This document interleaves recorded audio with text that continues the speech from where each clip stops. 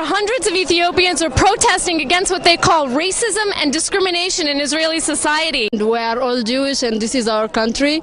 We should all be equal.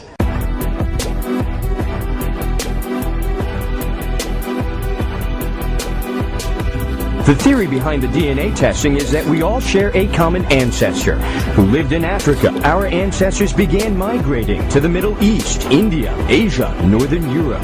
With each move, mutations occurred in the DNA, each mutation associated with a place and time in history. And that's the crucial link scientists need to be able to tell where you came from.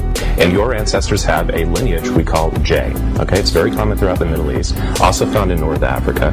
It's also found in some European populations, particularly people who have Eastern European Jewish ancestry. Particularly people who have Eastern European Jewish ancestry.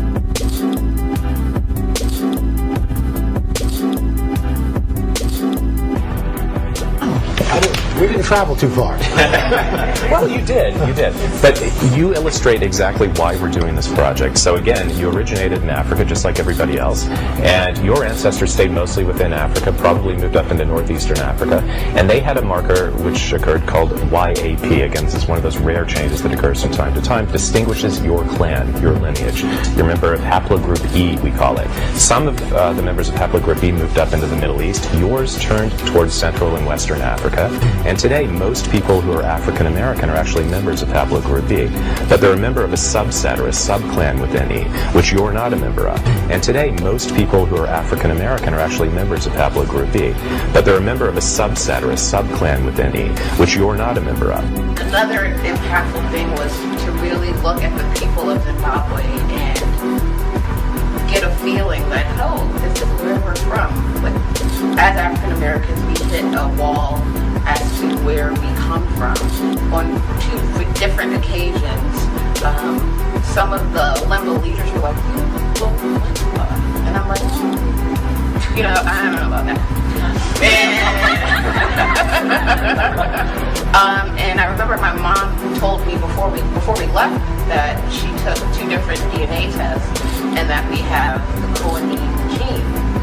And I was like, oh yeah, whatever. I didn't even know what it meant. I was like, okay, cool. I remember Prophetess Majoro speaking, and it was the weirdest thing. She's like, we can trace our roots all the way back to the line of Aaron. We have the Cohen gene. I was like, shut up. And I had never told anyone what my mom told me. But it was true, and I was like, I was freaked out. And I remember when Lauren came, I was like, you will not believe this, because I could see Lemba cooks that looked like family members. Like, one Lemba cook looked just like my oldest sister, and I'm like, get out. And I'm like, no. So it was very impactful to really see, like, I wasn't going to Zimbabwe expecting to look at my roots or whatever, but to see that happen, it was so emotional and stirring, and it was hard to really, like, get through the trip without crying. And often I would talk to Lauren, she's like, you should be freaked out, this is crazy, this is so awesome. I'm like, I don't know what to do with this.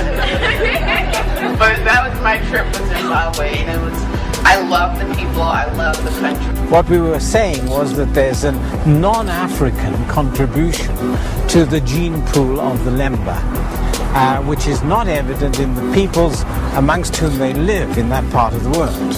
You mentioned non-African influences. If someone didn't have genetic data or the testing available, how could you determine if one group is Jewish or not? I distrust relying on morphological features to categorize populations. So someone couldn't say, oh, he looks Jewish, she looks Jewish, he's not Jewish, she's not Jewish. That wouldn't have any bearing on the issue of Semitic origin. I don't think so. The Lemba. Dr. Jenkins believes DNA always trumps appearances, and the Lemba's claim to Jewish ancestry may indeed have some genetic support. Not only is their DNA very different from their neighbors, but according to his colleague, Dr. Himla Sudyal, it may have a non-African, even Jewish connection. I'm Josh. Yes, this is the very interesting thing, that the South African Lemba harbor a particular Y chromosome pattern or lineage that's common in people who identify as the Kohanim or the Jewish priests. The Kohen modal haplotype has been found among the priestly caste of the Lemba. The observation that the Cohen pattern was commonest in that one particular group is something that begs exploration. This link supports the Lemba's oral history and the archaeological clues we've seen in the places they say they lived. Himmler tells me that the presence of the Kohen modal haplotype can't tell us anything about the Lemba's religion. Yet just as remarkably, it can tell us where their ancestors came from, and it's not in Africa. There is this interesting genetic information showing us that some of the original founders did come from other parts of the world, other than Africa. From our data, I would put my money on saying it's the Middle East. Himmler is convinced that Lemba ancestors did indeed come from the Middle East. So the genetic testing actually proved to the doubters what you and your forefathers have been saying for generations. That must be exciting news. It is. I'll be honest, I hadn't heard of the Lemba. I knew very little about the people. But having spent time making the journey from Jerusalem down through Zimbabwe, having spent time here at this festival, seeing what your people are all about, I can only sum it up in one word, and that's shalom. Shalom.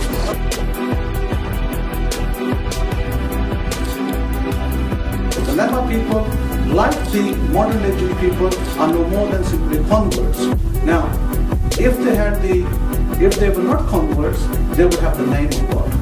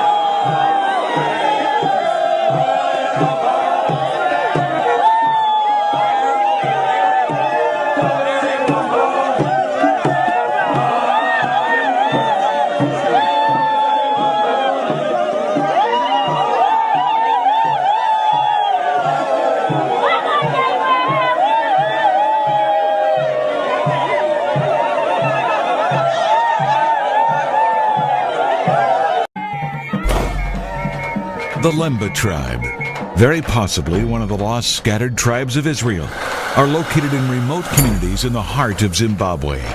It is estimated that there may be as many as 400,000 of these ancient descendants of Abraham, Isaac, and Jacob.